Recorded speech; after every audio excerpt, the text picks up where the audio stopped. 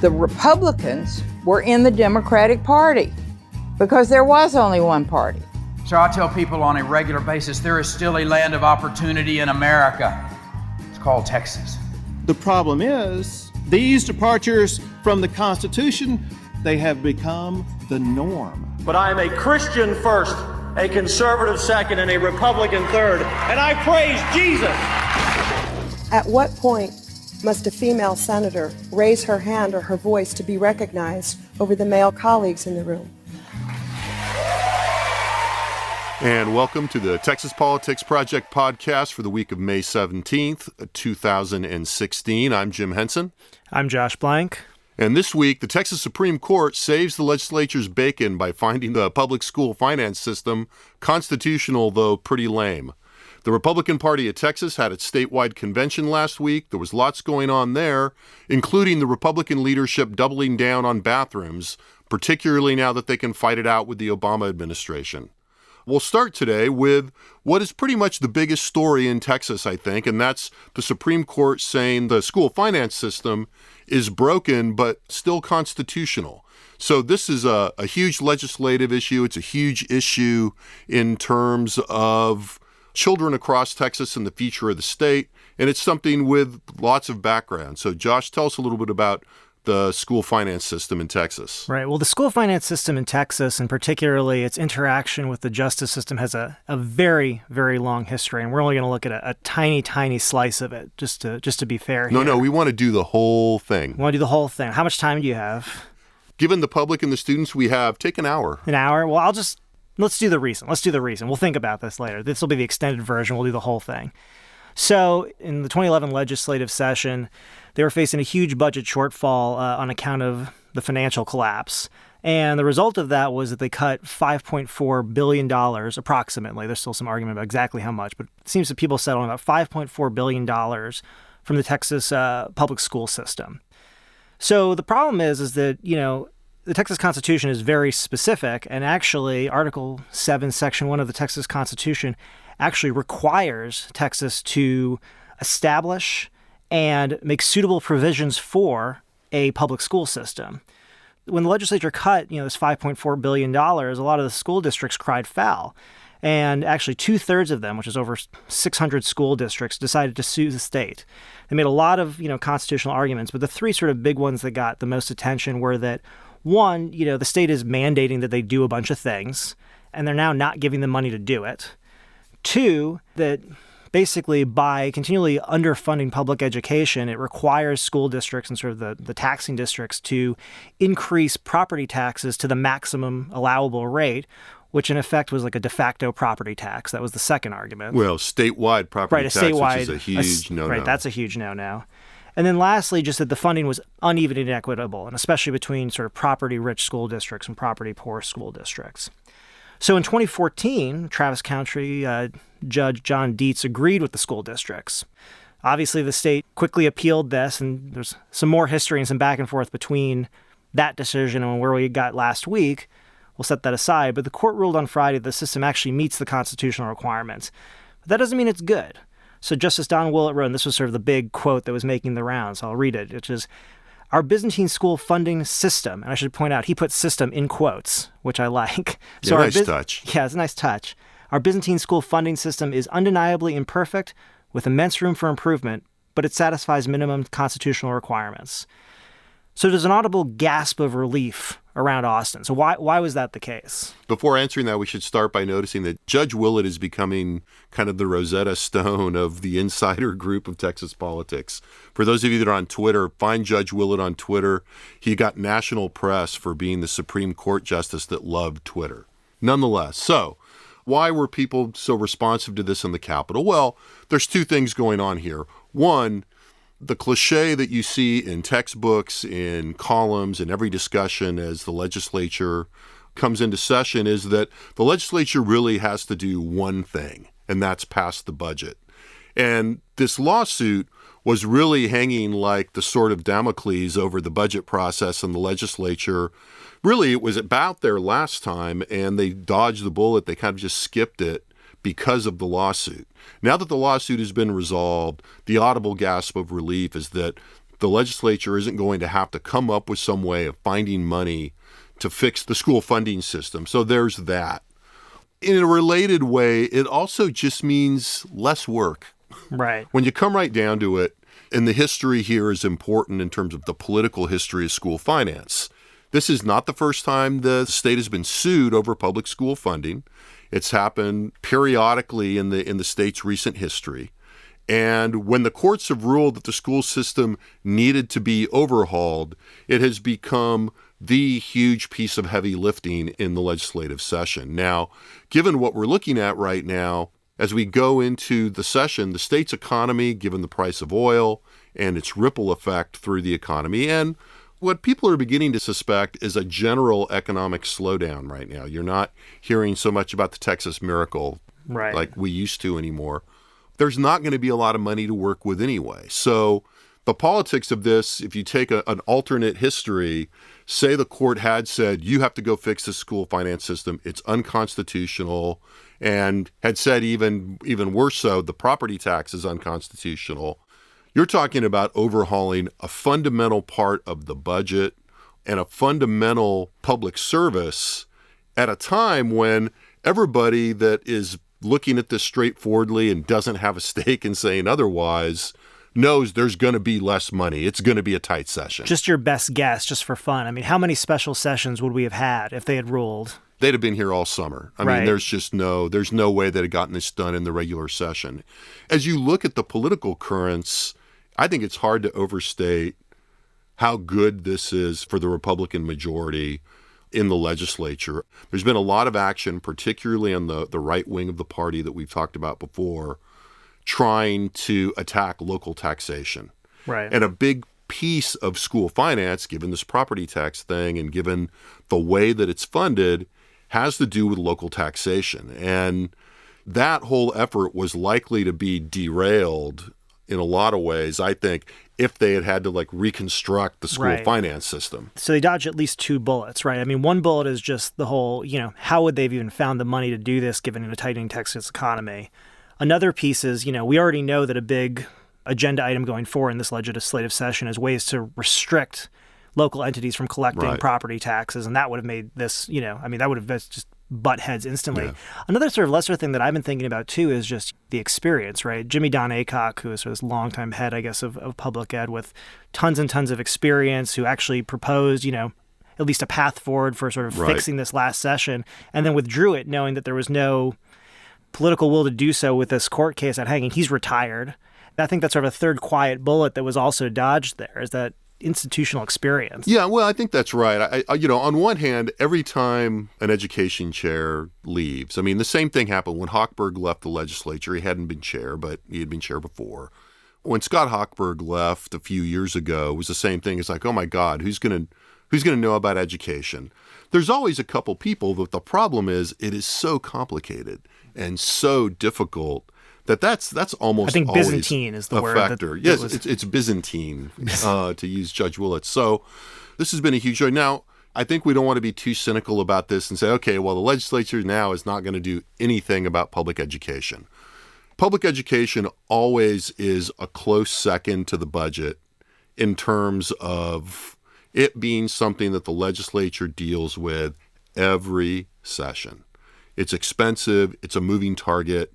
Demographic change in Texas really has this on the agenda, and anybody, frankly, who's honest about it will admit that the reality is school districts are very different. I mean, you know this, you're out there looking at school districts, you have a young child thinking about the future.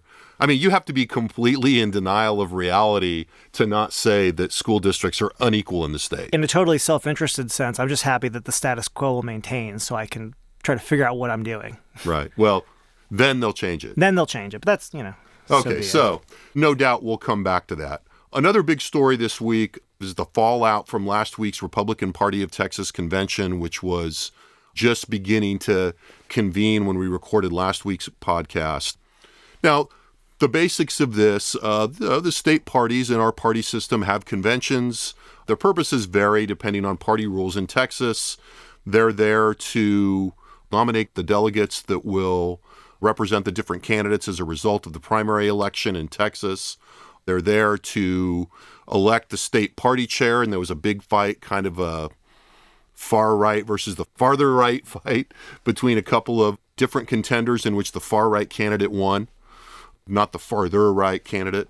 And probably most interesting in terms of where we are right now and in terms of some of the discussions going on in the state, they're there to adopt a state party platform. And the platform fights in some ways were the things that became the most interesting, even though we'll talk about the platform fights and then talk about how people say the platform doesn't matter. The truth is the platform doesn't matter, but for people who watch, this stuff is really interesting. I mean, in some ways, the platform certainly doesn't net you any voters. It's not as though, the Republican Party of Texas platform is something that voters are going through. I think they had like 264 planks in the end. Nobody's going through and saying, on balance, does this party represent me now? And it's certainly not in Texas, certainly not anywhere. Yeah, Republicans don't lose general election fights because of the platform. No.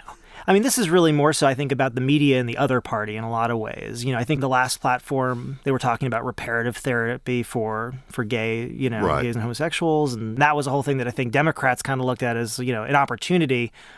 But it's not something that really means anything going forward for the most part for anyone, really. I mean, this is sort of an insider thing. And I mean, that was one of the interesting discussions going in. There were sort of two little quiet discussions that I was watching just purely for entertainment value. One, there's this question that comes up every time of, is the Texas Republican Party going to include like a secession amendment or a plank in the party platform?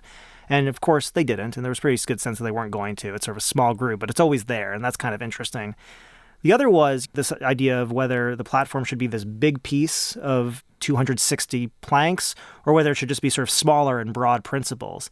And this kind of actually, I think, gets to like what's actually going on at this thing a little bit more, I think, and kind of what I just said, which is I think more of the elites, the people driving the party, would much rather have this be a small thing guided by principles, knowing that it doesn't mean much and can only have really kind of negative implications for them based on some of the more extreme elements who want to add some extreme pieces of orthodoxy to the party. And then so the question was general purpose, broad principles, or are we going to vote on every single plank? And basically, not surprisingly, grassroots kind of wins at these things, and it was 264 planks, I think, that were all approved. The platform fights become almost like a kind of heat check in the party. I mean, I've gone to a couple of these conventions just to shoot video and to cover them. And it really is interesting. I mean, we talk a lot recently about the division between elites in the Republican Party or elites in the parties and the grassroots. And the conventions are actually another interesting layer because what they are is they're activists. I mean, in some ways, they're the most active of the Republican true believers, and the same is true on the Democratic side when you go to the convention. The smoke-filled room is not at the state party convention. No. The state party convention is where you have a few thousands of people there, and they are people that are very unlike most other average people that do politics. And so they're here to fight over these kinds of For one, they're paying points. for a hotel room in Dallas to be at this thing, which is crazy. Although, you get the sense, they're spread out. Doing the conventions is really, I mean, it would be a great thing to use instructionally in some way if you could take somebody and walk them around a convention and introduce them to people. It would be very instructive. Yeah, it may be alienating, but the kind of people that you meet are very interesting, but not like your average voter. They pay a lot of attention. They're deeply invested.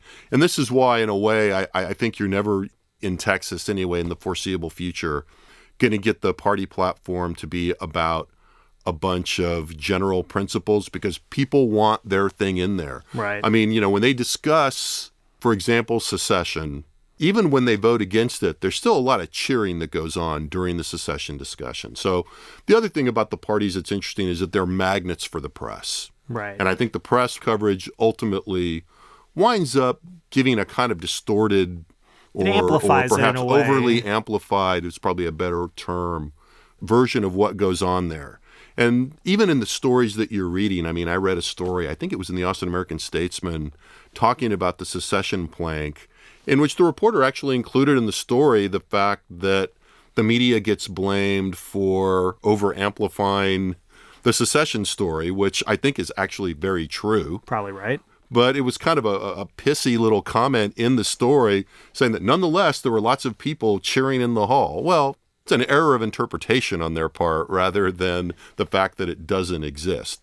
Now, probably the major thing in the platform, at least in terms of media coverage this time, was our old friend, the bathroom issue. So basically, in the language that they said was, we urge the enactment of legislation addressing individuals' use of bathrooms, showers, and locker rooms that correspond with their biologically determined sex. Until you get to the very end, it sounds like there's a hygiene plank in the no, platform. it sounded, yeah, They just exactly. want people to be more clean. Soap on a rope and sandals.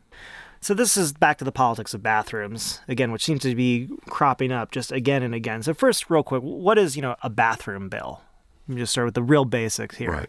So a bathroom bill is basically any law that seeks to allow or ban, can go both directions, transgender individuals from using a public facility. And usually their focus is bathrooms, but it could be locker rooms or showers. And they want to, basically making sure those public facilities, they use the ones that correspond with their gender identity. So either you can do this or you can't. I was going back to thinking about this, looking and saying, what's the history on this? And a lot of the recent history is actually the reaction to kind of the longer history that's been going on quietly for a little while now. Right. And actually dovetails nicely with a lot of things we've been talking about, local control, kind of the state legislatures pushing back on local ordinance. As early as 2009, a movement in Vermont was sought to make gender-neutral bathrooms available to transgender teens, and technically all teens, right? Because it's for everybody. Right. A lot of states kind of moved ahead, and a lot of areas, like sort of small cities, sort of pushed ahead on this kind of stuff. Some larger cities. Austin, apparently in 2014, approved a law requiring gender-neutral signage on single occupancy bathrooms, because what difference does it make, I guess? Other cities in some states have been making sort of these similar accommodations. The one that you've heard about more recently is in North Carolina. They passed this law, HB 2, which requires people to use the bathroom of their birth gender. And this is actually, again, a response to a Charlotte law. So Charlotte basically said, let's allow people to use the bathroom associated with their gender identity. North Carolina said no. North Carolina legislature. North Carolina legislature. Or the assembly, right. or whatever they call it there. Right. So this is the one that you've been heard about. And this is the one where the businesses have sort of been pushing the backlash against this, saying, this is discriminatory. A lot of artists have been boycotting North Carolina. Here in Texas, two bills sort of that would do similar things were filed in the 2015 session, ended up not going anywhere. Later that year in Houston, the Houston Equal Rights Ordinance, or HERO, was repealed. Now, it was a general equal rights ordinance, but it was repealed largely based on the argument that it would allow sexual predators pretending to be transgender into women's restrooms. Lieutenant Governor Dan Patrick was a big player in this. Yeah, I think in a lot of ways, the HERO ordinance fight in Houston presaged a lot of the national politics that we're seeing now. And, right. and it's a way in which our lieutenant governor has been shrewd, maybe too strong a word, but, some mixture of shrewd and lucky in seeing some things coming and getting in front of them. And on this, I think the lieutenant governor was well positioned as this became a national issue. So the latest chapter in this is that last Friday, the Obama administration announced that they would be sending a letter to school districts essentially urging them to provide access for transgender students with the gender that they chose to identify with, and that this had and that they were sending this because it was consistent with federal law, in particular Title IX of the Civil Rights Law. So, needless to say, Dan Patrick was very upset. So Dan Patrick was very upset, but so upset that he had a press conference that got national coverage almost immediately. So we have some audio from that press conference that actually got covered in the front page of the New York Times the next day. He says he's going to withhold funding if schools do not follow the policy. Well, in Texas, he can keep his 30 pieces of silver. We will not yield to blackmail from the President of the United States. Now, you get a clear sense that the lieutenant governor is going to be out front of this, and the he, obviously, that he was referring to was President Obama. And President Obama is a very convenient and perpetual foil that I think in some ways, I would say that the Republicans in the state will be sorry to see him go, but should Hillary Clinton win the presidency, they'll probably not miss much of a beat. Yes. I would also point out that the 30 pieces of silver in the New Testament, as I recall, and I don't read a lot, but was not about blackmail. I think it was betrayal, but that's different. I don't know why you're looking at me. I'm an Old Testament guy. I just want to make sure. Okay, so Dan Patrick inserted himself into the national news. He was on the cable channels in the New York Times, as I said. The president, so it was raised at the later in the day at the daily briefing by President Obama's press secretary, Josh Earnest. So let's see what Josh had to say, the other Josh. Well, I think this does underscore the risk of electing a right-wing radio host to a statewide elected office. So let's just walk through the facts here. Ouch. I think the kids say snap, or maybe the millennials. I don't know. But so obviously the White House is not particularly impressed with Lieutenant Governor Patrick's response, but no, that's not especially surprising, I don't think. But the politics of this in Texas are to some degree a no-brainer for Republicans, but also kind of resonate with the national political environment and what we're seeing the Republican Party going through with divisions over Donald Trump, et cetera, don't you think? Yeah, I mean, going back to the previous point we were talking about the Republican Party convention in Texas, I mean, the other sort of big news that came out of that was sort of what were the big statewides doing in their speeches? What was Greg Abbott talking about? What was Dan Patrick doing? Although this really kind of sucked. This was most of the Dan Patrick stuff in the end. What was Ted Cruz up to? And we've been talking about this a little bit, to the extent that Donald Trump is sort of this, let's say atypical. I think that's fair. That's generous. Atypical candidate.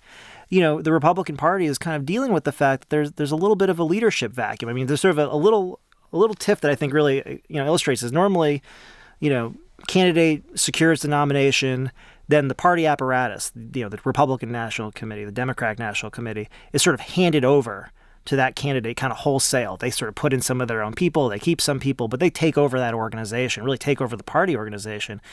And when Donald Trump basically secured the nomination, there was this sort of discussion like, well, are we going to hand this over exactly? What do we do? Now, this is just a little incident of this, but it kind of speaks to this general, so are we all buying into this kind of question? And that has created this space for some of these people to kind of try to fill, right? Yeah, I think the way I'm thinking about it is that what you describe is a fight over the administrative apparatus and the organizational infrastructure of the party.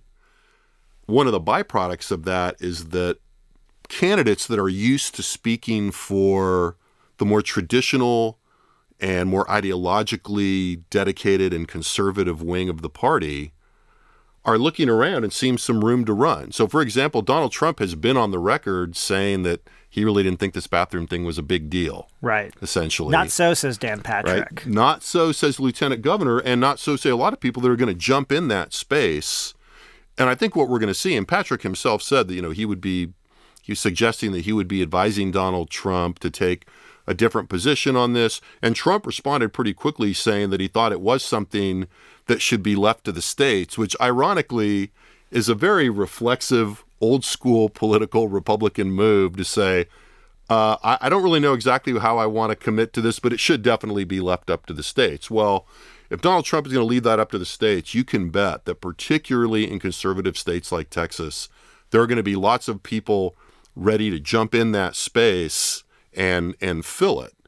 And in an interesting way, this could actually provide cues for Trump and also help down ballot candidates by providing some other kind of messaging associated with the Republican Party as we head into a general election, I think. Right. Donald Trump doesn't necessarily have to be the person who represents Republicans overall. There's a lot of other people who want to, even especially in Texas, who want to be sort of the avatar of conservative republicanism, even if Donald Trump is not running as a conservative Republican, right? Right. So Greg Abbott is touring. I think he's in New York right now on his book tour, which is, basically, and also I guess he's also done his push to amend the Constitution in similar ways. And this is sort of all kind of, as these things are, they're kind of munged together fairly. But yeah, and for that matter, both Abbott and Ted Cruz, even as the bathroom issue was unfolding, got involved with pronouncements on international issues. So Abbott was pushing back against the Obama administration on the Iran deal,